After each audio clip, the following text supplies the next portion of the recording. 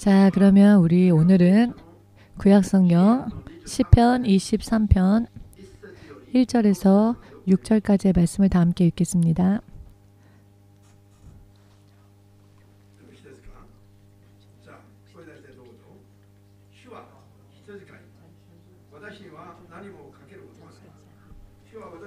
여호와는 나의 목자시니 내게 부족함이 없으리로다. 그가 나를 푸른 초장에 누이시며 쉴만한 물가로 인도하시는도다.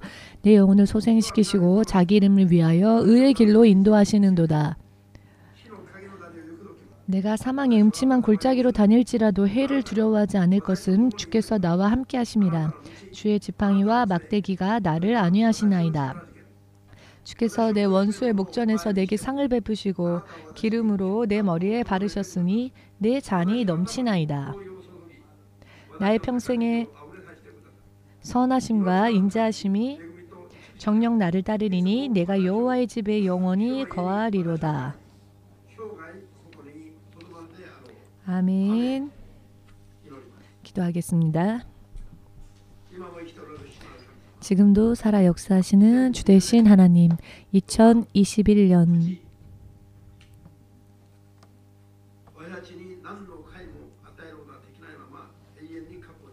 (2020년은) 영원히 우리에게 아무런 해를 가하지 못한 채 과거 속으로 흘러갔습니다. 우리가 하나님의 약속하심과 하나님의 예수님의 이름으로 이 2021년 새로운 한 해를 맞이할 수 있게 됨을 진심으로 감사드립니다. 올해에는 지금까지 일찍이 없었던 성령의 불가사의한 능력과 주의 역사하심 속에서 지금까지 일찍이 본 적 없을 정도의 놀라운 부흥이 일어나게 하시옵고, 또 개인적으로 하나님의 자녀로서 죄에서 벗어나 거듭난 거룩한 삶을 추구하는 예수님의 거룩한 모습에 닮아가는, 또 성장하는, 성장의 성장을 거듭하는 한 해가 될 수 있도록 강건케 하여 주시옵소서. 교회적으로는 일본 전토에서 땅끝에 이르기까지 지금까지도 흑암 속에서 정처 없이 방황하는 많은 사람들의 영혼을 주되신 하나님의 품으로 인도하는 데에 복음 선교에 낱낱이 승리할 수 있는 한 해가 될 수 있도록 강건케 하여 주시옵소서. 오늘도 2021년 처음 주일 예배를 통하여서 약속 안에서 우리에게 주어지는 진리의 말씀을 믿음으로 온 마음으로 받아 약속대로의 축복 속에서 바르게 들어갈 수 있도록 한 사람 한 사람을 마지막까지 인도하여 주시옵소서. 예수 그리스도의 거룩하신 이름으로 기도드리옵나이다. 아멘. 아멘.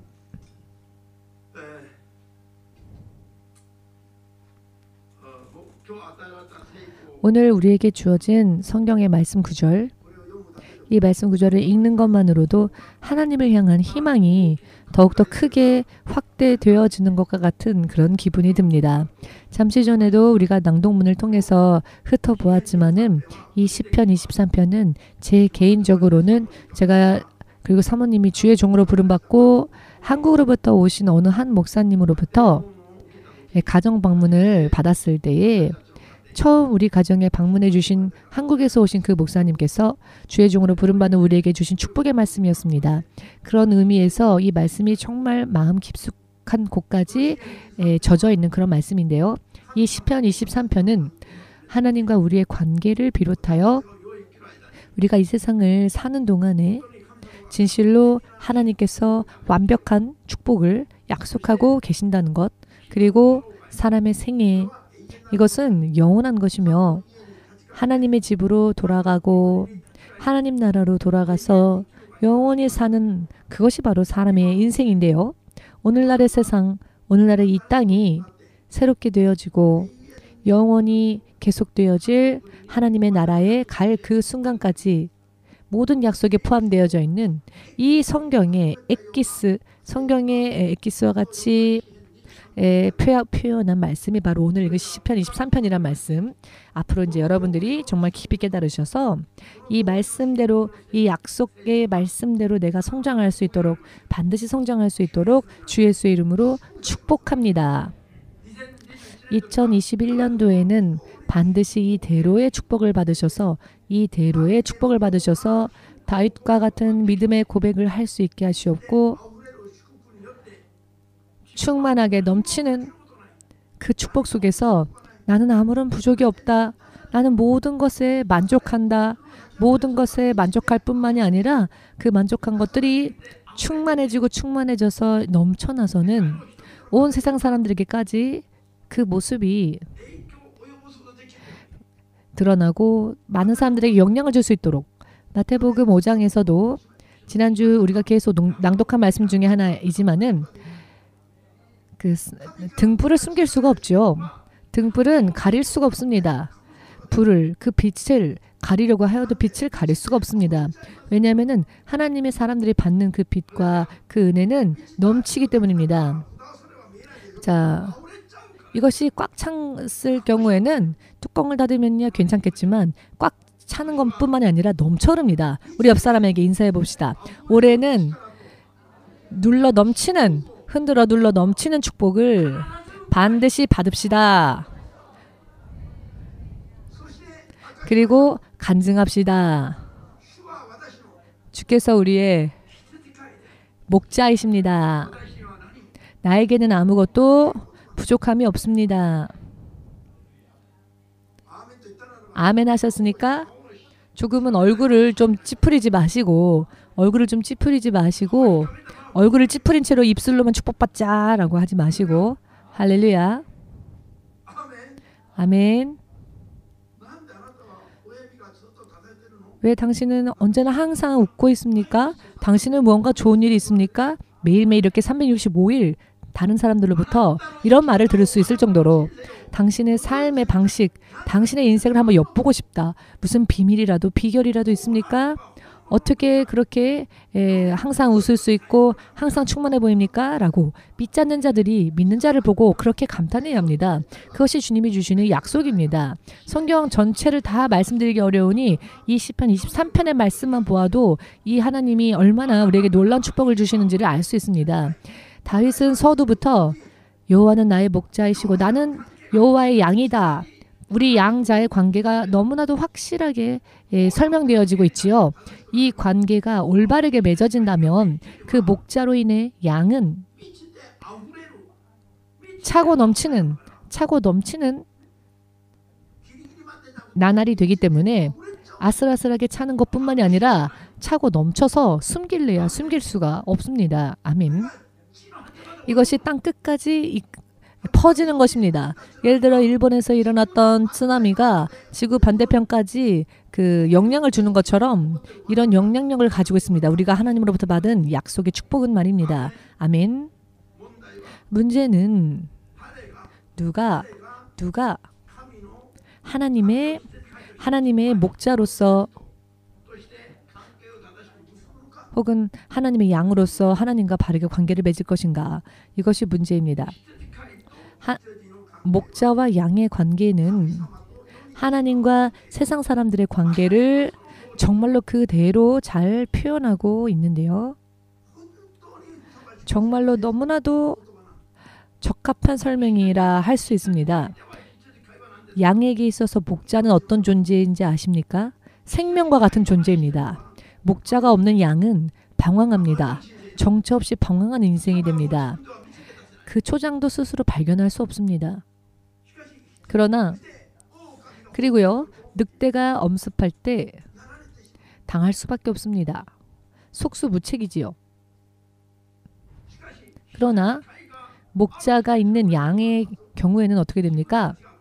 자기들이 초장이 어디에 있는지, 초장이 동서남북에 어디 있는지 자기가 생각할 필요도 없습니다. 걱정할 필요도 없습니다. 왜냐하면은 목자가 알아서 풀피리를 불면서 그리고 그 손에 지팡이와 막대기를 들고 늑대의 무리 속에서 구해주기도 하고 보호해주기도 하고 초장으로 인도해주기도 하기 때문에 양은 묵묵히 그 목자만 따라가면 초장이 그곳에 있습니다.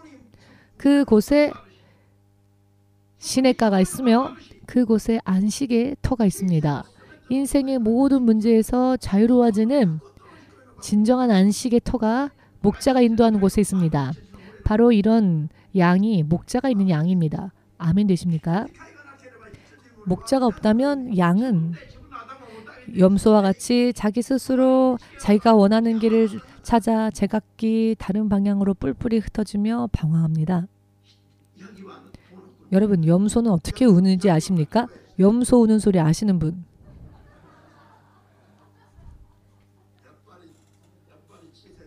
역시 치세상은 정말 틀리시네요. 염소는 헤헤헤 하고 운답니다.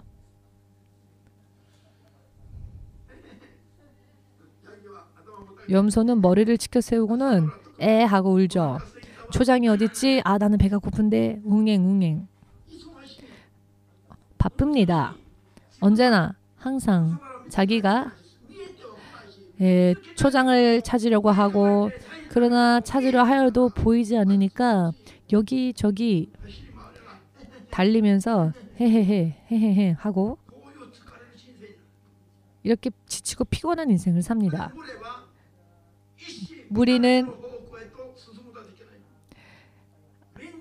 일사불란하게 행진할 수 없고, 모두가 각자 자기가 가고자 하는 방향으로 모두가 뿔뿔이 흩어져 버리기 때문에 내 동료를 돌아볼 여유도 없습니다. 그래서 무리가 뿔뿔이 흩어지게 됩니다. 여기저기 제각기로 흩어지고 가족이라도 분열하며 공동체를 이룰 수가 없습니다. 하나님의 통치를 생각하지도 못합니다. 아멘 되십니까? 이것이 양의 인생, 염소의 인생입니다. 염소의 인생은 뱀의 인생과 같습니다. 내가 머리를 세우고 내가 내 뜻대로 생각하며 내가 원하는 대로 가려고 하는, 세상에 있어서의 이런 경우는, 예를 들어서 세상에 있어서 자립한다라고 하는 것은 사실 영적으로는 좋은 것은 아닙니다. 영적으로 볼 때 자립이 아니라 우리 믿는 자들은 목자를 온전히 의지해야 하며 하나님을 온전히 의지해야 합니다. 결과적으로는 목자가 나를 안전하게 보호하게 인도해주고 보호해주고, 그것이 충만하게 차고 넘치게 되면은 양의 무리들은 그 목자를 진짜로 신뢰할 수 있게 되며, 내 스스로 머리를 세우지 않아도, 머리를 숙이고는 묵묵히 시끄럽게 떠들지 않아도 좋습니다. 오직 귀만 쫑긋 세워서 내 목자가 나를 인도하는 풀피리 소리를 듣고 그 소리를 따라가기만 하면 모든 면에서 보호받습니다. 늑대의 소나기에서도, 늑대의 입에서도 보호받으며, 빈곤함에서도 보호받으며, 이 세상에서는 무엇을 손에 넣어도 채워지지 않았던 그 갈급함이 채워지고, 진짜 안식처로 진짜 평안히 거할 수 있는, 모든 노고에서 자유로워진, 모든 아픔과 고통에서 자유로워진, 정말로 신경의 세포 조직 하나하나, 그 구멍 하나하나까지도 다 채워진 것과 같은 기분을 여러분은 아십니까? 온몸에 있는 모든 구멍이란 구멍은 전부 다 바늘구멍보다도 더 작은 구멍이라 할지라도 전부 다 매임을 받고 채워져서, 완벽하게 채워져서 바늘구멍 정도의 부족함조차도 느끼지 않으며 완벽하게 충만해지는, 말 그대로 안식의 터, 영원한 안식의 나라가 목자를, 하나님을 자신의 목자 삼은 사람들의 인생이 되고, 그 나라가 그들의 나라가 됩니다. 이 세상에서 주의 이름을 부른다 하면서도 자기의 인생, 자기의 삶의 목자, 나를 보호하고 나를 초장으로 인도해 주는 게 돈이다 라고 생각하는 사람은 평생 그 돈의 노예가 됩니다. 안식처를 찾기는커녕 가면 갈수록 인생이 엉망진창이 됩니다. 자기 인생인데 자기 인생을 스스로 멸망으로 향하게 합니다. 그런 결과를 낳습니다. 오늘 서두부터 주께서 목자이시다, 나는 그 주님의 양의 무리 중 하나이다 라고, 이와 같은 신앙, 이와 같은 주님과의 관계를 잘 형성한, 그리고 믿음의 고백으로서 할 수 있는 사람은, 사람으로 태어나서 부모와 자식 관계보다, 부부의 관계보다, 그 친구와의 관계보다도, 어떠한 대인 관계보다도, 어떠한 관계의 형성보다도 더 훌륭한 관계를 확실하게, 견고하게, 그것도 영원히 만든 사람이 됩니다. 이것이 바로 여호와는 나의 목자이시고 나는 그분의 양의 무리 중 하나이다 라고 하는 것. 이것이 말로는 간단하게 들릴 수 있겠지만은 평생에 걸려도 좀처럼 하나님과 나 사이에 이런 관계를 형성한다는 게 참 어렵기도 합니다. 말로는 그렇게 하면서도 실제 삶 가운데서는 그렇게 하지 못한 사람들이 많습니다. 그렇기 때문에 하나님께서는 이렇게나 완벽한 축복을 우리에게 약속하여 주시지만 사람들이 좀처럼 그 축복의 주인공이 되지 못합니다. 주의 이름을 부르면서도 허덕이고 있고, 주의 이름을 부르면서도 더듬더듬거리고 있고, 주의 이름을 부르면서도 걸려 넘어지고, 주의 이름을 부르면서도 분열이 일어나고 불평불만을 말하게 되고, 만족을 모릅니다. 그것은 주님과의 관계가 어긋나 있기 때문입니다. 아멘 되십니까? 주님과의 관계가 바르게 형성되어지면 결론적으로 말씀드릴 건데, 주께서는 나의 목자이시고 나는 그 목자의 양들 중 하나이다. 이것이 정말 진정한 내 삶의 고백이 된다면 하나님의 모든 은혜는 영원한 것이 됩니다. 이와 같은 말씀들은 정보로서, 지식으로서 머릿속에 두고 있지만 진짜 내 삶의 원동력으로서 이 말씀을 실제로 삶 속에서 실천하고 사는 사람들은 얼마나 있을까요? 그리 많지 않기 때문에 충만한 사람들이 별로 없습니다. 나는 충만하다라고 하는 고백을 듣기가 어려운 이유는 실상은 주의 이름을 부르면서도 주님의 온전한 양이 되지 못한 채 아직도 염소이고, 아직도 내 인생을 내가 책임지려고, 내 인생을 내가 어떻게 해보려고, 내 인생의 길을 내가 한번 찾아보려고 좋은 아이디어가 떠오르면 하나님께 구하지 않아도 그 아이디어대로 사방팔방으로 뛰어다니고, 하나하나 하나님께 기도하는 것은 하나님께 폐를 끼치는 거니까 사양하겠다라고 하는 사람도 있었습니다. 전부 자기가 노력해서 자기 나름대로 일해서 오히려 내가 하나님의 교회를 돕고 싶다라고 하는 사람도 있었습니다.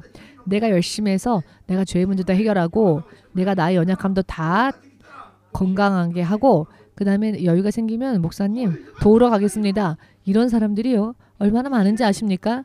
1년 동안만 해도 그런 이야기를 참 많이 듣습니다. 목사님은 자기 열심히 살고 여유가 생기면 교회 얼굴 비추겠습니다. 마치 목사님이 되게 그 사람이 안 와서 곤란한 것처럼 보이는 것 같습니다. 목사님이 되게 곤란하고 일본 선교도 안 되는데 불쌍하니까 뭔가 돈 한탕 벌면 교회 얼굴 비치겠습니다. 목사님 도와줄 테니 그때까지 기다리십시오. 이런 사람들이 많습니다. 자꾸 성급하게 얘기하지 마시고, 이런 사람이요 실제로 있습니다. 자기가 자기 인생의 목자가 되어 있는 사람들이 많다는 겁니다. 여러분, 우리는 하나님 앞에서 양의 무리 중 한 마리에 지나지 않는다는 것, 나의 정체가 그와 같다는 것, 이것을 깨닫는 것이야말로 인생 최대의 축복이 될 것입니다. 인생의 축복입니다. 할렐루야. 하나님 앞에 항복할 수 있는 사람이 가장 축복의 사람입니다. 아멘 되십니까? 왜냐하면은 하나님께서 여러분과 저의 사이즈 정도였다면, 인간을 대표하는 대통령 정도의 사이즈였다면은 거기에 항복하는 것은 멸망이겠죠. 그러나 우리가 섬기는 하나님은 전능하신 분이시고 온 세상을 지으신 분이시기 때문에 전능하신 하나님께 항복하고, 전능하신 하나님의 양으로서, 하나님의 자녀로서 나를 다루어 주시고 나를 붙잡아 주시오라고 간구하여 하나님과의 관계가 형성되어지면 그것이야말로 사람으로서 최고의 축복을 누리는 것이 되는 겁니다. 예수님을 생각하고 예수님을 믿는다고 하는 사람들이 인자로서 이 땅에 오신 예수님만을 생각하기 때문에 예수께서 십자가에서 죽으신 그 모습, 마지막으로 보이신 모습이 십자가에 매달려 죽으신 모습 아닙니까? 인자로서 세상에 오신 예수께서 십자가에 못 박히시고 무덤으로 장사되어진 것으로 그 마지막 모습을 거기까지만 본 사람들. 그래서 사람들이 예수님을 의지하지를 않습니다. 예수께서 하나님이심을, 하나님의 형상이 이 땅에 드러난 바 된 것을 왜 모를까요? 예수님은 하나님의 이 땅에 드러난 하나님의 형상이십니다. 창조주 하나님의 형상이십니다. 예수의 이름은 창조주 하나님의 이름이십니다. 우리 사람들에게 부르도록 허락되어진 하나님의 이름 예수입니다. 아들로서의 이름이 아닙니다. 아직도 예수라는 이름이 아들로서의 이름이다라고 생각하는 분들이 계시는데 아들로서의 이름이 예수라고 하는 이름이 그 이름을 가지고 이 땅에 오셨을 때 그 이름의 의미는 대속죄가 되기 위한 것이었습니다. 대속죄. 죽어서 무덤에 묻힐 때까지의 사람과 육신으로 사신 예수님. 그분은 희생제물로 오셨다는 것. 그리고 부활하시고 난 뒤에는 더 이상 인자가 아닌 부활주 예수님이십니다. 우리의 구원주 예수님이 되셨고 우리의 메시아가 되셨습니다. 그리스도 예수가 되신 겁니다. 아멘. 부활하시고 난 뒤에는 더 이상 인자가 아닌 전능하신 하나님이신 것입니다. 여러분과 제가 믿는 바로 그분은 희생제물로 고통당하시는 예수님이 아니라 그 모든 사역을 다 감당하시고 완성시키시고 부활하셔서 우리를 찾아와 주신 부활주 예수님이 바로 우리 생명의 주 예수님이신 것입니다. 이분은 전능하신 하나님의 형상이시기도 합니다. 사탄을 심판하며 세상에 있는 자들을 인도할 수 있는 길을 확실하게 영원토록 여시는 분, 이분이 바로 구세주입니다. 이분은 사람의 아들이 아닌 인자가 아닌 하나님의 아들이며 그리스도이십니다. 왕이십니다. 이 예수와의 관계, 예수님과의 관계가 바르게 되어진다는 것은 나도 예수님과 같은 레벨처럼 된다는 것입니다. 그러니 나는 전혀 부족함이 없다라고 하는 표현이 여러분 아직 잘 이해가 안 되십니까? 나는 부족함이 없다라고 해도 여러분들이 부족함이 없다라고 할 때 어떠한 부분이 충만해지면 그렇게 이야기를 합니까? 돈이 많으면, 대인관계가 좋으면, 가족관계가 좋으면 이 세상에서 부자유한 것 없으니까 그런 레벨이 아닙니다. 영원히 불 속에서 사람들이 뜨겁다고 외치면서 예수님을 부르고 너무나도 고통스러우니까 예수님을 부르기는 하지만은 두 번 다시 응답이 없으니 어떤 이는 참남한 말을 입에 대고 물 한 방울도 없는 곳에서 말입니다. 쌀알 한 톨조차도 그것이 만일 지옥에 있다면은 이것을 먹기 위해서 영원히 먹기 위해서 스푼도 필요 없고 그 바늘보다도 더 뾰족한 것으로 이 쌀 알 하나를 잘 쪼개서 더 많은 시간을 먹기 위해서 노력을 하겠죠. 그러나 쌀 알 하나도 없는 곳입니다. 만일 쌀 알 하나라도 그곳에 튕겨온다면 이것을 바늘보다도 더 뾰족한 것으로 쪼개서 조금씩 맛볼 정도로 이런 세상입니다. 정말로 그 세상은 견딜 수 없는 세상입니다. 그와 같은 세상에 가지 않고 영원한 하나님의 나라에 가는 것 자체 그 모든 것들을 생각해서 아무것도 정말 부족함이 없구나라고 말할 수 있게 되는 것입니다. 인생의 방향까지 시편에서는 이 지금 23편에서는 말씀하시죠. 자 여기에서 주의 집에 내가 거하리니 영원히 거하리니 선하심과 인자하심이 정령이 나를 따르리이다 라고 말을 하는데요. 주의 집 예수님은요 이 땅에서 당신의 집을 가지지 않으셨습니다. 왜냐하면은 예수께서 가실 곳은 천국이었기 때문입니다. 거할 곳이 많은 곳 아멘 되십니까? 그곳이 바로 예수님의 집이셨습니다. 그 예수님의 집 예수님의 나라에 우리도 같이 가서 그곳에서 영원히 사는 것이 우리들의 생애가 되는 것입니다. 나의 평생이 되는 것입니다. 이렇게 사람이 나아가야 할 방향성까지도 확실하게 설명하고 있죠. 6절 한 절만 보셔도 시편 23편의 6절 한 편만 보셔도 사람의 방향성에 대해서 나와 있습니다. 여러분 올해는요 시편 23편의 말씀을 늘 입에 두시고 묵상하시면서 이 말씀대로 살고 또 이 말씀대로 정말로 하나님의 은혜를 체험하여 많은 사람들에게 하나님을 증거할 수 있는 여러분 되시기를 주의 이름으로 축복합니다. 아멘. 인생 최고의 축복이 여기 이 말씀에 다 나와 있지 않습니까? 그러니까 올해부터는 크리스찬들이 울고 슬퍼해서는 안 됩니다. 크리스찬들은 이제 기뻐 춤춰야 합니다. 차고 넘쳐서 모든 면에서 충족하게 해주시는 하나님의 그 은혜와 축복을 점점 많은 사람들한테 보고하고 나누면서 이야기해주고 언제나 뜨겁게 흥분해 있는 상태, 그 속에서도 냉정함을 잃지 않고 세상에 휩쓸리지 않는 그런 믿음, 이런 믿음을 계속 가지고 있어야 합니다. 왜 당신은 이런 상황 속에서 어떻게 이런 상황 속에서 너는 그렇게 유유자적히 할 수 있느냐? 세상 사람들은 이 비밀을 알 수가 없겠죠.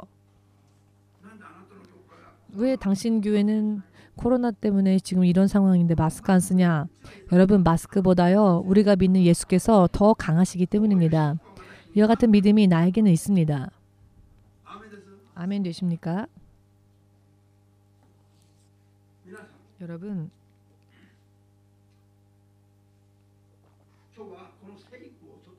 오늘은 1절씩 이 성경 구절을 생각해 보겠습니다.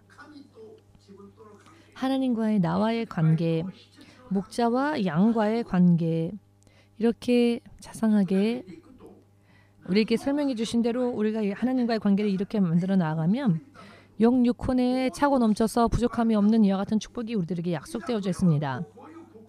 또한 이 고백을 한 다윗 왕은 그 다윗 왕의 생애를 여러분 잠깐 우리가 생각해 보면은요, 정말 이런 고백을 다윗은 해서 마땅하다라고 할 수 있는 생애였습니다. 이 다윗은 이스라엘 왕조에서 가장 최강의 나라를 건설했던, 이스라엘 중에서도 최강의 왕이었죠. 다윗은. 여러분, 소문 들으셨지요? 소문으로 들으셨죠? 이 다윗의 소문. 다윗 왕은 하나님의 백성 이스라엘에 있어서 가장 강력한 나라를 건설했던 왕이었습니다. 그런데 이 다윗의 출생은 어떠했습니까? 베들레헴이라고 하는 작은 마을에 이세라고 하는 그 목자가 낳은 아들 중에 가장 막내 아들, 그 출생을 생각해 보건대 정말 전혀 빛이 나지 않는 그런 출생이었습니다. 하나님의 그 혈통의 관계에 있어서도 장자가 권리가 있지 않습니까? 그런데 다윗은 8번째로 태어난 막내 아들이었습니다. 그것도 목자의 8 아들 중 마지막 아들이었기 때문에 가장 소중히 여기지 않았고 가장 중요시 여기지 않았던 아들이었습니다. 그가 소년 때부터, 지금의 말로 표현한다면 정말 가정에서의 학대라고 할 수 있을 정도로, 왜냐하면은 여러분 생각해 보십시오. 아버지와 나머지 형들 7명, 아버지와 나머지 형 7명들이 이 들판에 양의 무리를 인도해내서는 낮에는 있습니다. 그런데 해가 떨어지기 시작하고 밤이 되면은 아버지와 형들은 먼저 집으로 돌아갑니다. 그리고 마지막 막내 아들인 이 다윗에게 그 양을 돌보는 파수꾼으로서의 일을 시킵니다. 이런 가정이면 여러분, 이것은 오늘날에는 가정폭력 혹은 학대 수준이라고 할 수 있지 않겠습니까? 어린아이를 그렇게 굴리다니요. 그런데 이런 상황 속에서 그는 자랐습니다. 그렇기 때문에 다윗은 그 밤이 되면은 곰이 들이닥치고 아버지와 그 형들은 집에 돌아가서 밥 먹고 있을 때 홀로 이 들판에 남아서 양을 지키다 보면은 곰이 혹은 사자가 나타나서 양을 취하려고 달려들면 다윗은 목숨을 걸고 하나님을 의지하여서 곰과 싸우고 사자와 싸우며 이렇게 벌써 훈련을 하게 되죠. 그렇게 하면서 그는 소년시대 때부터 양을 지킵니다. 이와 같은 환경입니다. 그런데 이것이 그의 유년 시기의 생활 환경이었는데요. 그 덕분으로 다윗은 아버지보다도 형들보다도 오직 하나님만을 의지하는 믿음이 연단되어졌습니다. 곰이 달려들면 실제로 얼마나 무섭겠습니까? 사자가 달려드는데 얼마나 무섭겠습니까? 그런데 그때 다윗은 이스라엘의 하나님, 주대신 하나님의 이름을 부르면서 목숨을 하나님께 의탁하고 사자와 싸우고 곰과 싸우면서 그 사자와 곰을 물리치고 자기에게 맡겨진 양을 지키는 훈련을 받습니다.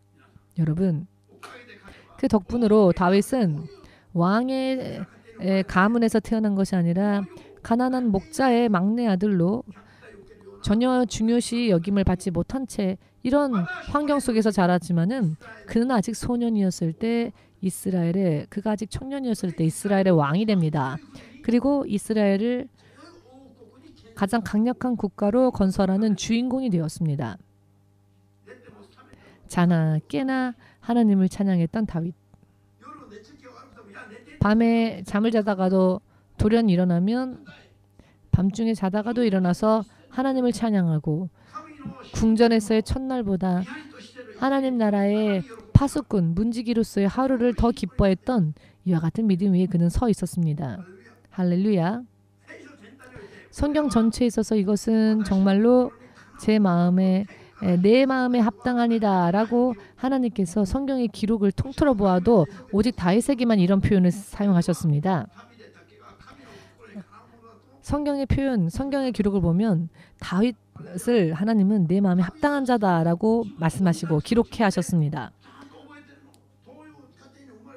다윗은 자신이 어떠한 자고 어떻게 태어났으며 어떠한 환경 속에서 어떠한 삶을 살았는지 그거는 누구보다도 잘 알고 있죠. 그런데 그런 다윗이 무엇을 고백하느냐? 아버지도 아닌 형제도 아닌 돈도 아닌 재물도 아닌 오직 하늘에 계신 하나님이 나의 목자이시다라고 고백합니다. 그렇기에 나는 아무것도 부족함이 없다라고 말합니다. 정말 다윗처럼 그 운명이 역전을 일으킨 반전을 보이는 그런 사람은 없을 것입니다.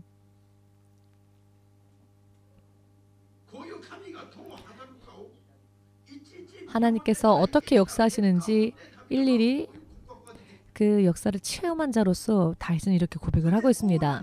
그리고 왕의 자리에 앉은 것이 전부가 아니라 왕의 자리에 앉고 난 뒤에도 하나님을 더욱더 생각하고 하나님을 더욱더 사모하면서 내 평생은 이 왕의 자리에서 끝나는 것이 아니라 내 평생은 여호와의 집에 거하게 되고 그곳에서 영원토록 살리다라고 자기의 영원한 인생까지도 전부 깨닫고 자기의 인생의 그 길의 방향성을 확실하게 세울 수 있었던 사람의 고백인 것입니다. 여러분, 오늘날 크리스천들이 이와 같은 믿음을 가지고 있는 사람들이 과연 몇 명이나 있습니까? 대부분의 사람들이 세상에서 실족하고 세상에서 넘어지고 세상에서 좋은 것을 손에 넣기 위하여서 아웅다웅하지만 다윗은 밤낮 없이 하나님만을 구했고 하나님을 간절히 소망하였으며 하나님을 사랑했습니다. 그러했던 다윗이 실패자였습니까? 그는 최고의 승리자가 되었습니다. 최고의 승리자가 되어 이렇게 고백하며 또한 간증까지 하고 있지 않습니까? 그리고 사람이 어떻게 살아야 할지에 대해서 확실하게 제시하고 있습니다. 여러분 어떠십니까? 앞으로 여러분에게 주어진 십자가를 지고 여러분의 기분, 생각, 계획, 마음, 욕망, 욕구를 전부 십자가에 못 박고 나는 마치 죽은 자처럼 되어서 하나님의 은혜만을 구하며 나아갈 것인가? 하나님의 음성만을 듣고 쫓아갈 것인가? 하나님의 풀필이 목자의 지팡이와 막대기만 보며 따라갈 것인가? 하나님의 음성이 어디서 들려오건 하나님의 음성이라면 우선적으로 아멘할 수 있는 믿음, 그리고 하나님과의 관계가 정말로 목자와 양의 관계가 되어서 승리하고자 원하시는 분이 있다면, 앞으로도 그렇게 되기를 원하시는 분이 있다면은 아멘으로 박수를 주 예수에게 돌리시기 바랍니다. 2021년도부터는 여러분 이와 같은 이 이상의 축복이 실제로 여러분들의 삶에 하나님으로부터 부어지시기를. 아멘. 지금까지의 믿음을, 신앙을 정말 뒤집으십시오. 정말로 새롭게 출발하는 것과 같이 그와 같은 마음으로 지금까지의 실패 전부 다 흘려버리시고 회개하시고 전혀 처음부터 지금 다윗이 하나님을 신뢰했던 때보다 더 비참한 상태는 한 명도 없습니다. 지금 자녀가 부모가 있어도 학대당하는 그런 세상 아닙니까? 지금 부모에게 학대당하는 사람 없지요.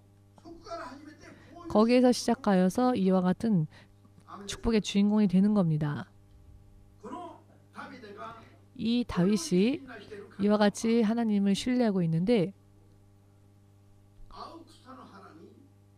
하나님은 자신을 푸른 초장으로 인도해 주시는 분이시다. 하나님은 그곳에 나를 인도하시고 나를 쉬게 해주시는 분이시다. 초장, 푸른 초장. 이것은 영적인 양식뿐만이 아니라요. 하나님의 입술에서 나오는 말씀을 말하지요. 하나님의 입술에 나오는 말씀이 사람에게 100년의 인생이 아니라 영원한 인생을 준다. 사람에게 영원한 생명을 주는 것은 세상에 있는 물질이 아니라 하나님의 입술에서 나오는 말씀, 그 말씀이 바로 사람을 살리는 영의 양식이라는 것입니다. 요한복음 6장 63절 말씀을 보시면 요한복음 6장 63절을 보시면 생명이 주께 있사온데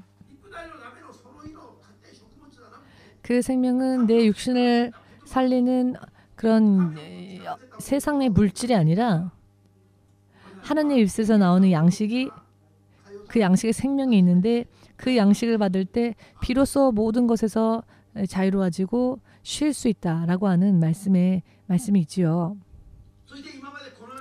그리고 지금까지 이 세상에 있어서 무슨 일을 하더라도 항상 고생하고 수고하고 여러분 한국에 있는 어떤 대통령은 막상 대통령이 되었지만 정말 여러 가지 너무나도 힘든 일들이 많아서 이럴 줄 알았으면 대통령 되지 말 걸 그랬다 라고 이런 고백을 한 사람이 있습니다. 몇 명이나 있습니다.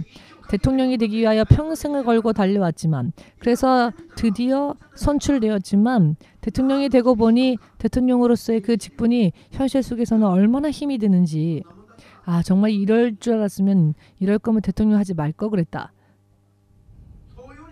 그 정도로 이야기를 한 분이 계십니다. 대통령이 되어서 결과적으로는 자살을 택한 사람도 있습니다. 대통령이 되고 난 뒤에 대통령의 자리에서 물러나고 너무나도 그 짐이 무거워서 그 자신이 진 짐이 무거워서 스스로 목숨을 끄는 사람도 있었습니다. 이 사람 세상에서는 인간 세상에서는 가장 명예롭고 권력 있는 그 자리를 쟁취했지만 그러나 그 자리에서도 더 이상 견딜 수 없는 고통과 힘듦 속에서 스스로의 생명을 마감하는 사람도 있었습니다. 이 세상은 그런 세상입니다. 그러나 하나님의 말씀으로 인해 하나님의 양으로서 하나님을 나의 목자 삼고 하나님의 양 중에 하나로 헤아려지는 사람은 이 세상에서는 찾아볼 수 없는 평안과 안식과 더더군다나 그 평안이 영원히 계속되어지는 안식의 자리에 우리는 인도하심을 받을 수 있다는 것입니다. 아멘 되십니까? 인생 우리가 깨어야 합니다. 내가 사람으로 태어나서 내 인생을 생각하는 때를 사춘기라고 하지요. 사춘기가 되면은 스스로의 의지로 스스로의 인생에 대해서 본격적으로 생각을 하는 시기가 있는데요. 그 시기를 우리는 사춘기라고 부릅니다. 사춘기를 맞이하게 되면은 자기의 인생을 스스로 생각하게 됩니다. 사춘기가 되면은 자기의 인생을 스스로 생각하게 되면은 영원한 인생을 생각하지 않으면 안 되지 않겠습니까? 그것이 사람의 인생이니까. 사람의 인생은 영원하니까. 아멘 되십니까? 어머니의 모태 속에서의 10개월이 내 인생의 전부였다라고 생각한 사람은 없을 겁니다. 어머니의 모태, 어머니의 태 안에 있었던 그 10개월이 그립습니까? 그게 정말 내 진짜 인생이었습니까? 그래서 돌아가고 싶습니까? 어머니의 태 속에 있었던 10개월이 내 인생의 절정기였습니까? 돌아가고 싶다고 생각하는 사람, 그리고 돌아간 사람 한 명도 없습니다. 왜냐하면은 그것은 지나가는 길이고 통과하는 길이니까요.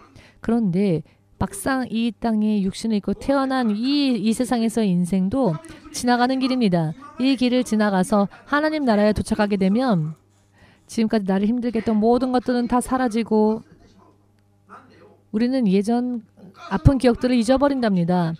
어머니 뱃속에 있었던 10개월을 기억하는 사람 없죠? 지나온 길이기 때문에 기억하지 않습니다. 그와 마찬가지로 지금 사는 이 100년 인생도 막상 우리가 하나님 나라로 가게 되면 이 땅에서 인생은 잊어버립니다. 어머니 뱃속에서의 10개월이나 이 땅에서의 100년이나 하나님 나라에 갔을 때는 다를 바가 없습니다. 하나님의 나라야말로 우리가 안착하는 곳이기 때문에 사춘기가 되면 자기의 인생을 제대로 알고 대책을 세워야 하지 않겠습니까? 하나님의 말씀을 내 영의 양식으로 삼아 그 말씀을 양식으로 받는 자는 영원한 안식처 하나님의 나라로 인도하심을 받을 수 있습니다. 믿으십니까? 이와 같이 자기의 영혼이 하나님의 말씀으로 그 초원을 발견하는 사람들이 자기의 영을 소생하는 축복에 들어가게 됩니다. 자기 영혼이 소생하는 축복. 이 세상에 어떤 복지시설도 사람의 영혼을 다루기 위한 대책을 세우는 곳은 한 곳도 없지요. 병원도 육체적인 병, 정신적인 병, 사회적인 문제 해결을 위한 그와 같은 상담, 카운셀링 센터, 상담소 등등 있지요. 그러나 영적인 것은 정신병원에서 영적인 것을 다룰 것처럼 보이죠? 그러나 실제로는 영이 아니라 사람의 기분과 감정을 다룰 뿐인데요. 그 배후에는 악한 영들의 방해가 있습니다. 이 정신이 아니라 악한 영들이 그 사람의 정신 상태를 이상하게 하고 이상한 걸 보이게 하고 이상한 걸 말하게 하는데 그렇게 하는 것을 육적으로 보면 그 사람이 이상하다고 생각하는 것이죠. 혼적인 레벨에서 사람을 다룰 뿐입니다. 그리고는 약을 먹이죠. 그러니 배후에서는 귀신들이 얼마나 웃겠습니까?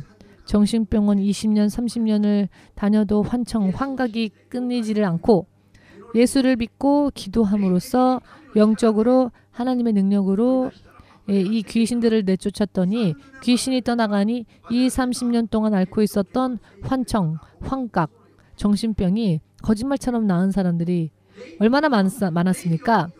우리 교회에 영을 소생하는 힘, 하나님을 떠나 죽은 것과 같았던 영을 하나님께로 되돌려서 그 영을 소생시키는 유일한 곳이 바로 교회이고요. 그렇게 하실 수 있는 유일하신 하나님은 바로 한 분이시며 예수님, 그분이시며 유일한 치료약은 하나님의 입술에서 나온 말씀과 성령의 능력이라는 것을 믿으신다면 아멘으로 주님 앞에 영광 돌리시기 바랍니다. 아멘. 세상 보건기구 WHO라는 게 있지요. 예전에는 건강의 조건에 대해서 육적으로 그리고 사회관계에 있어서 건강한 사람, 정신적으로 건강한 사람이라고 규정을 내렸는데요. 지금은 영적인 건강도 추가되었습니다. 영적인 건강에 대해서도 추가되어졌습니다. 이 네 가지 항목이 건강할 때 비로소 그 사람은 건강한 인생을 사는 사람이다라고 정의를 내릴 수 있답니다. 그러나 이 영적인 건강을 책임져야 할 교회가 지금 영적인 하나님의 말씀, 그 말씀을 말씀대로 가르치고 있는지 혹은 세상과 타협한 것을 가르치고 있는지를 생각해 볼 필요가 있습니다. 교회에 오면은 세상에는 없는 것, 세상을 초월한 것, 세상에는 없는 세상을 초월하는 하나님의 역사와 하나님의 능력과 하나님과의 관계를 설계해야 합니다. 교회에 왔다면 하나님으로 인해 사는 방법을 공부해야 하고 배워야 합니다. 병원이나 약으로 혹은 밥으로 인생을 사는 게 아니라 이틀 금식을 했어도 목사님은 금식 끝나고 지금 더 몸의 상태가 너무 좋습니다. 정말 최고의 평안을 이 몸이 누리고 있습니다. 금식을 함으로써 먹지 않았는데 어디에서 온 이 힘이 어디에서 왔는가? 성령이 충만하게 임해 주시니 사악한 기운들이 온 몸에서 사라졌습니다.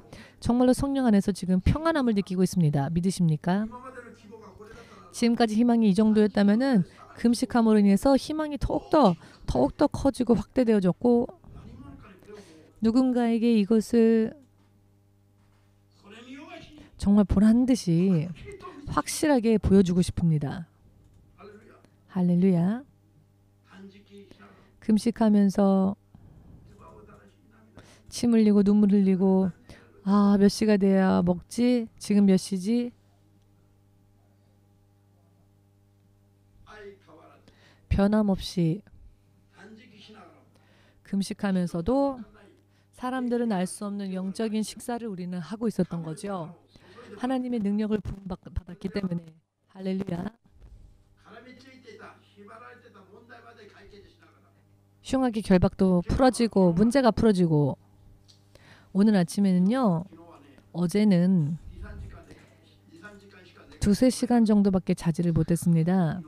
계속 기도하라는 사인이 와서 기도하면 기도할수록 정신이 더 또렷해지는 겁니다.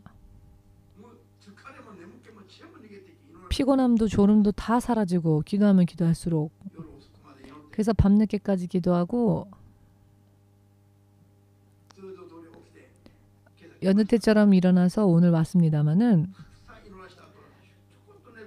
많이 기독해 하시고 난 뒤 잠깐 잠이 들었을 때 하나님께서 앞으로의 흐름에 대해서 확실하게 보여주셨고 여러분 앞날, 우리 앞날 그것도 영원까지 이르는 우리 인생을 가르쳐주는 이 세상의 교육기관 혹은 부모 혹은 정부가 있습니까? 오직 예수님만이 그분께 가까이 가면 가까이 갈수록 간구하면 간구할수록 영원한 생명의 길까지 보여주시고 아멘 되십니까?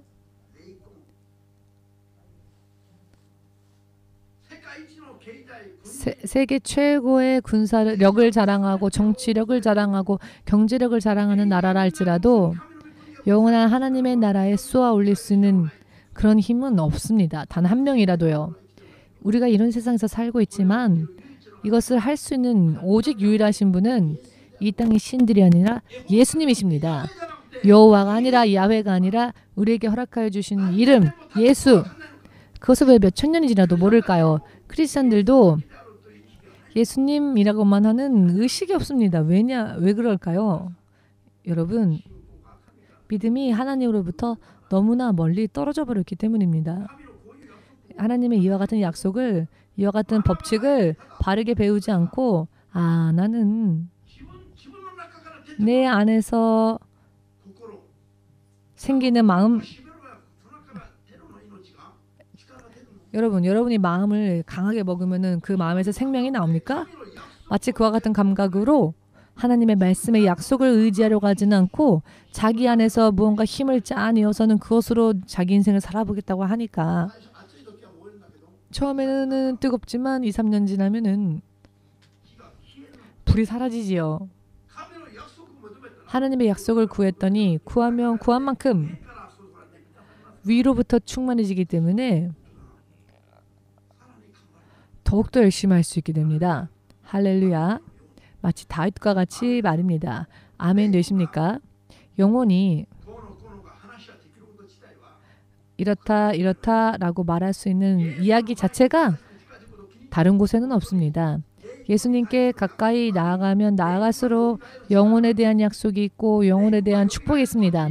영혼이 소생하는 길이 있고 영혼이 소생하면 영원한 삶이 있다는 것을 알며 그 삶의 목적이 이제는 무한한 이 땅이 아니라 유한한 하나님의 나라로 돌리게 됩니다. 죽음의 골짜기가 있다 할지라도 해를 두려워하지 않지요. 지금 이 세상에서 작년 한 해만 돌아보아도 코로나 정도의 전염병으로 오늘날의 교회가 얼마나 많은 수치를 당했습니까? 정말 수치를 당했죠. 하나님으로부터 도망가고 세상으로 도망가고 하나님께 나와야 할 때에 전염병이 닥쳤더니 오히려 세상으로 도망갑니다.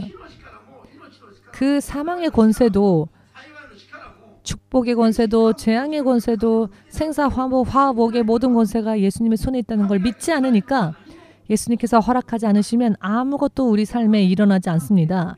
그럼에도 불구하고 코로나 때문에 예배해야 될 자들이 도망다니고 있습니다. 이와 같은 상황 속에서 뭘 알 수 있느냐 하면 실상은 믿음이 없구나. 정말 예수님을 향한 믿음이 있다면 죽음의 골짜기를 걷는 한이 있더라도 절대로 해를 두려워하지 않게 됩니다. 아멘 되십니까? 크리스찬들이 병 정도를 두려워할 것 같으면은 크리스찬 그만두고 차라리 세상을 달려 세상에서 살면서 야끼니쿠 먹고 술 마시고 돈 벌고 돈 쓰면서 그냥 그렇게 사십시오. 마음껏. 어차피 하나님 나라에 흥미가 없다면 말입니다. 하나님으로 인해 사지 않는 사람은 그 사람이 불신자입니다. 뭘 두려워할 게 있습니까, 여러분? 우리가 믿는 하나님은 온 세상을 지으신 분이시며 세상을 이기신 분이십니다. 코로나 정도로 지시는 하나님이 아니십니다. 얼마나 이게 부끄러운 이야기입니까, 교회가. 어찌 코로나 때문에 세상의 교회들이 도산 상태에 이르렀습니까? 파산 상태에. 이것은 정말 죽음 불치병? 췌장암에 걸려서 평생 낫지 않는 그런 병? 그런 병에 걸려도 아무렇지도 않게 넘어가기 위해서 노력해야 할 터인데 코로나 정도로 이와 같은 것을 절대로 믿어지지가 않죠. 이와 같은 것을 믿으라고 하면 오히려 어리석게 들려질 수 있습니다. 이런 이야기를 하면은 이것이 아니라 이것이 됩니다.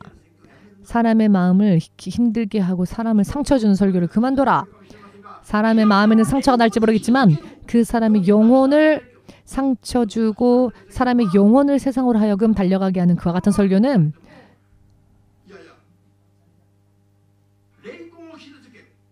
오히려 그 사람의 영혼을 상처 줍니다. 그 영혼에 영원한 상처를 남기는 설교가 됩니다. 마음은 위로를 받을 수 있을지는 모르지만 마음은 휴식을 얻을 수 있을지는 모르지만 그러나 오히려 마음에 양심의 가책을 느끼게 하고 그 양심의 죄의 의식을 가지게 하고 그 마음을 찔리게 만들고 그래서 그 속에서 빠져나오도록 이야기해주고 마치 검과 같이 하나님의 말씀을 아렌지하지 않고 말씀을 그대로 전하는 설교는 사람의 영혼으로 하여금 영원한 안식처를 허락할 수 있는 유일한 약속입니다. 아멘 되십니까?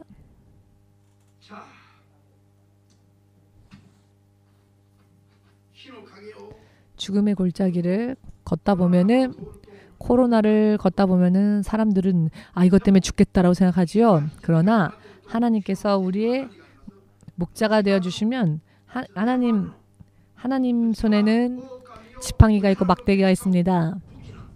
막대기는 맹수들을 물리치는 그런 무기가 되고요. 지팡이는 양들을 초장으로 인도하는 사랑의 채찍입니다.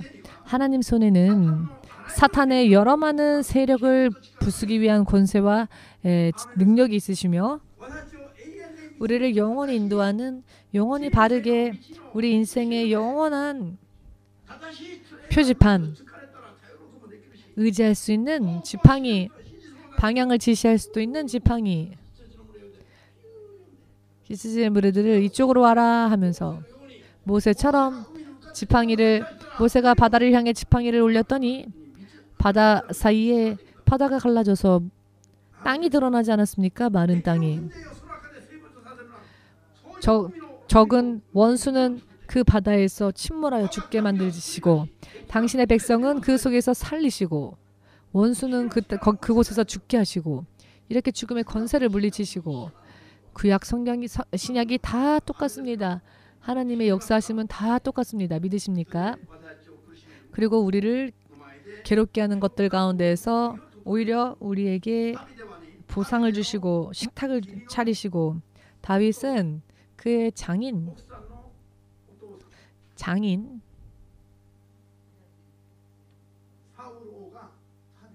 사울 왕이 그의 장인이지 않았습니까? 그의 처의 아버지가 사울이었죠. 이 사울은 평생 다윗을 죽이려고 그를 쫓아다녔습니다. 몇 번이나 죽이려고 쫓아다녔죠. 정말로 가족이 원수가 되고 이런 세상에서 죽이려고 달려드는 사울의 세력 속에서 다윗은 도망다니고 있었죠. 다윗을 가장 힘들게 하고 가장 그를 죽이려고 했었던 것이 장인 사울 왕이었습니다. 그러나 마침내는 주님께서 그를 괴롭혔던 사울 왕의 왕의 자리를 뺏으시고 그 왕의 자리에 다윗을 앉히십니다. 즉 원수 앞에서 하나님의 식탁을 차려주시는 겁니다. 원수의 앞에서 상을 차려주십니다. 이것은 얼마나 큰 간증입니까? 고백이라기보다는 실제로 있었던 일에 대한 간증이지요. 그러니 두려울 게 없습니다. 그럼에도 불구하고 다윗은 자기를 죽이려고 항상 그를 노렸던 사울을 몇 번이나 그를 오히려 응징할 수 있는 찬스가 있었음에도 불구하고 그는 그 일을 행하지 않습니다. 왜냐하면 원수 갚으시는 일이 하나님 안에 있다는 것을 믿었고 하나님을 신뢰했기 때문이었습니다. 시간이 흘렀더니 사울 앞에서 하나님은 다윗의 왕의 자리를 견고하게 세우셨습니다. 얼마나 멋진 하나님이십니까? 왜냐하면 다윗은 도망다니면서도 하나님과의 관계, 양과 목자와의 관계, 하나님과 다윗의 관계는 목자와 양의 관계였는데요. 이 관계는 어떠한 일이 있다 할지라도 어떠한 환난 속에 있다 할지라도 이 관계는 무너지지 않았었습니다. 그랬더니 하나님께서는 약속대로 간증할 수 있도록 그를 지켜주셨고 원수 앞에서 그의 자리를 높이 세워주셨습니다. 이와 같은 모든 약속을 믿으시는 믿음 위에 서시기를 예수 그리스도의 이름으로 축복합니다. 아멘. 그리고 다윗의 머리에 기름을 부으시고 다윗의 잔을 넘치게 하셨죠. 저 베들레헴의 이스의 8번째 막내 아들이 가정에서 중요시 여기지 않았었던 아들, 가정에서도 귀히 여기지 않았던 그 아들을 하나님은 한 나라의 왕으로 세우시고 여러분 하나님께서 보호하시고 하나님께서 책임지시는 그와 같은 믿음의 선이 어떻게 되었느냐면 그의 잔은 항상 넘쳤고 다윗의 시대 때에 이스라엘은 가장 강력한 왕국을 건설할 수 있었고요. 그가 다스리는 영역은 그 일대에 있어서 그 어떤 나라보다도 가장 넓었습니다. 이스라엘의 영토가 가장 넓었었던 때가 다윗 시대였습니다. 왜냐하면은 다윗의 잔을 하나님께서 항상 넘치게 부어주셨기 때문입니다. 이와 같은 믿음 위에 서시기를 올해부터는 더욱더 노력하시기를 예수님의 이름으로 축복합니다. 마지막 고백에서 그는 어떤 말을 합니까? 나의 평생에 내가 여호와의 집에 영원히 거하리로다. 영원히 여호와의 집에 거하는 것이 다윗의 마지막 목표였습니다. 여러분들의 마지막 목표는 무엇입니까? 이 세상에서 하나님과 함께 살며 하나님께서 나의 목자가 되어주시고 여러분은 양의 무리 중에 하나가 되어 하나님과 바른 관계를 맺고 어떠한 일이 있다 할지라도 보호하심을 입고 어떠한 일이 있다 할지라도 영혼이 소생하는 하나님과 함께 사는 믿음을 삶으로써 면류관을 받고 기름 부으심을 받고 성령의 불가사의 능력의 충만함을 받아서 이 땅에 엄습하게 될 여러 많은 재앙과 환난 속에서도 그것을 이기고 하나님의 영역 안에서 사는 그와 같은 레벨의 능력을 발휘하면서 죽어가는 자들도 살리며 여러분 마치 예수님 만난 사람들이 예수님에게 치유함을 받고 운명이 바뀐 것처럼 여러분들을 만난 사람들이 그렇게 여러분 운명이 바뀌어지기를 이렇게 권세 있는 축복을 정말 본격적으로 드러내야 하는 시대가 올해입니다. 올해부터 이제 예수께서 다시 오실 그날까지 마지막 추수의 때 실제로 이런 축복을 받고 그리고 사람들에게 이것을 전해 나아가는 이와 같은 복음 전파의 선두에 서서 마지막까지 승리자로서 달려가고자 원하시는 분들만 마음으로부터 아멘으로 주님 앞에 영광을 돌리시기 바랍니다. 예수의 이름 함께 부르고 기도하겠습니다.